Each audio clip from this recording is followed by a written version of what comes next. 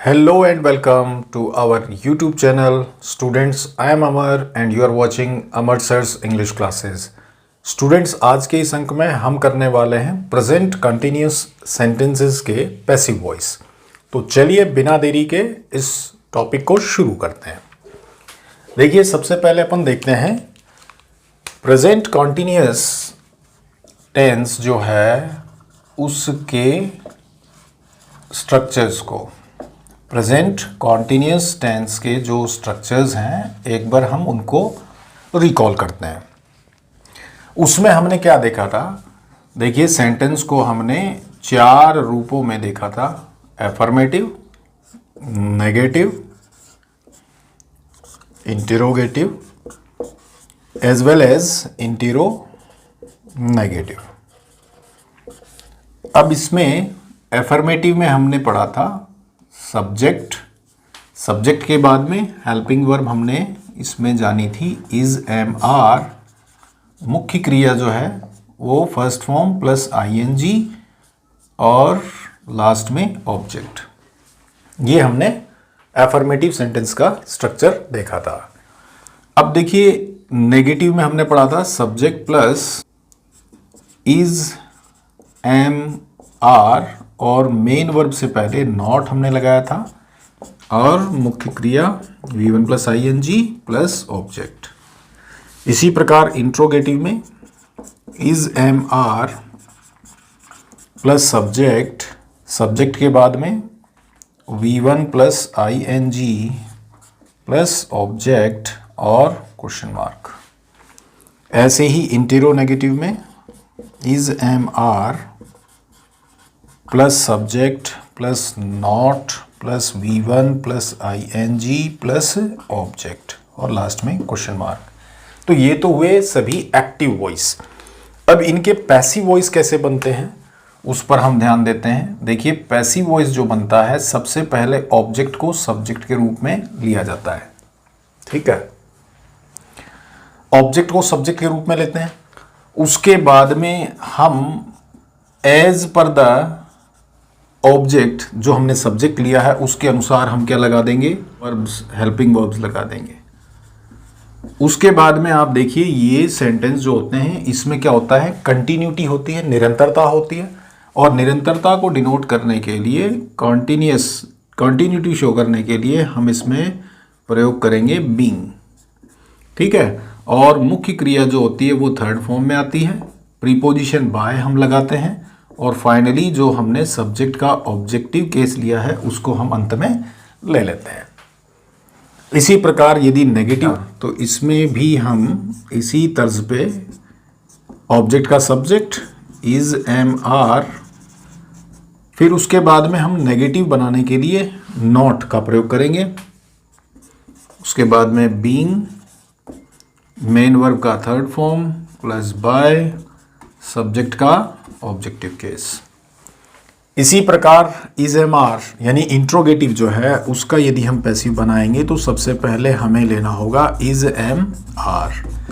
उसके बाद जो ऑब्जेक्ट का सब्जेक्ट है, ऑब्जेक्ट का सब्जेक्टिव केस हम ले लेंगे।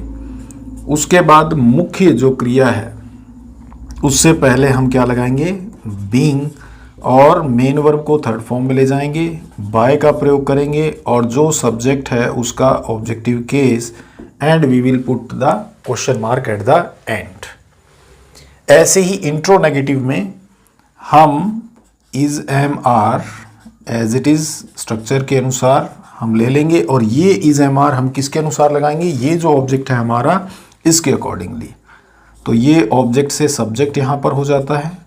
उसके बाद नॉट का हम प्रयोग कर देंगे, फिर बीइंग आ जाएगा। बीइंग के बाद में मुख्य क्रिया थर्ड फॉर्म में आ जाएगी, बाय का हम प्रयोग कर देंगे। फाइनली सब्जेक्ट से जो ऑब्जेक्टिव केस बना हमारा उसको ले लेंगे, लास्ट में क्वेश्चन मार्क लगा देंगे। अब हम इसको एग्जाम्पल के माध्यम से समझेंगे। देखिए, एक सेंटेंस है, he is eating an ice cream. अब इस सेंटेंस को आप देखिए, इसका हमें क्या बनाना है? पैसिव वॉइस बनाना है। तो इसका पैसिव वॉइस सबसे पहले देखिए, ये क्या हो जाएगा हमारा, ये हो जाएगा ऑब्जेक्ट से सब्जेक्ट, तो इसको हम लिख देंगे एन आइसक्रीम। उसके बाद देखिए एन आइसक्रीम, अब इसके अकॉर्डिंगली हमें क्या लगाना है, हेल्पिंग वर्ब लगाना है। तो एन आइसक्रीम क्या है, सिंगुलर केस है तो इज आ जाएगा। एन आइसक्रीम इज, कॉन्टिन्यूटी है, इसको हम डिनोट करेंगे बीइंग से।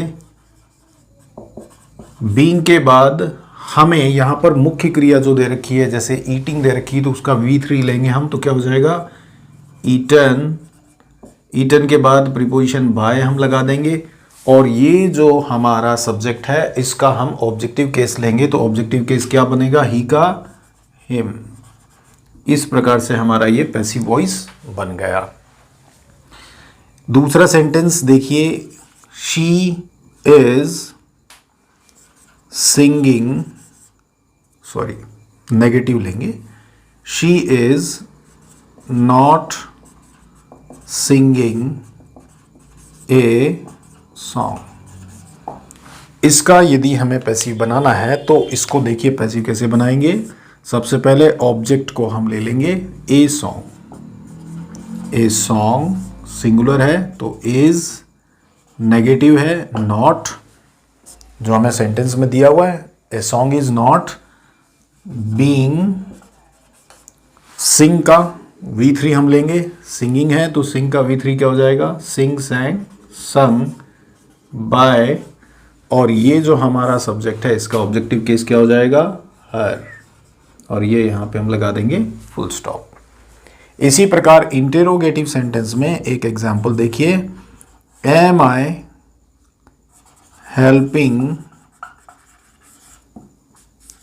Helping you. अब ये एक सेंटेंस हमको मिला इंट्रोगेटिव में, और ये प्रेजेंट कंटिन्यूअस का इंट्रोगेटिव है, एक्टिव वॉइस है। इसका पैसिव वॉइस जो बनेगा उसमें सबसे पहले हम क्या लेंगे, is am are. Is am are किसके हिसाब से लेना है, ऑब्जेक्ट के अनुसार। ऑब्जेक्ट क्या है, यू, तो यू से पहले हम क्या लेंगे, are, as per the rule.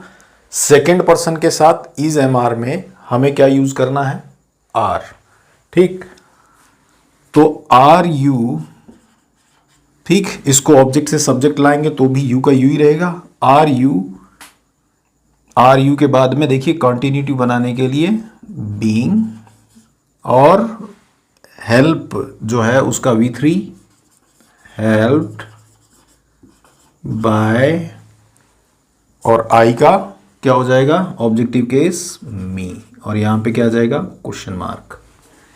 इसी प्रकार नेक्स्ट देखिए, is am are plus subject plus not plus V1 plus ING plus object, तो ये कौन सा है, इंट्रोनेगेटिव। तो ऐसे यदि सेंटेंस हमको मिल जाए, जैसे is he not telling the story, is he not telling the story. इस सेंटेंस का पैसिव बनाना है तो देखिए सबसे पहले हम क्या करेंगे, यहां पर द स्टोरी से पहले हम लेंगे इज एम आर, तो इज द स्टोरी, ठीक, नेगेटिव है, नॉट, कंटिन्यूअस है, बीइंग। अब टेलिंग है तो टेल का V3 क्या होता है, टोल्ड,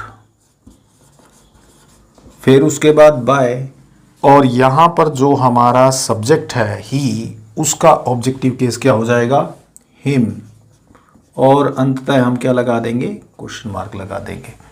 तो इस प्रकार से प्रेजेंट कंटिन्यूअस के सेंटेंसेस जो होते हैं उनको हम एक्टिव वॉइस से पैसिव वॉइस में बदलते हैं, और आई होप आपको ये समझ में आया होगा।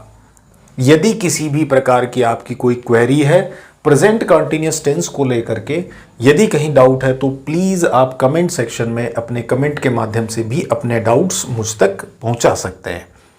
नेक्स्ट एपिसोड में अपन करेंगे प्रेजेंट परफेक्ट टेंस पर बेस्ड क्वेश्चंस, और कैसे उन एक्टिव वॉइस को हम पैसिव वॉइस में बदलते हैं। तो फिर मिलेंगे अगले एपिसोड में, तब तक के लिए गुड बाय।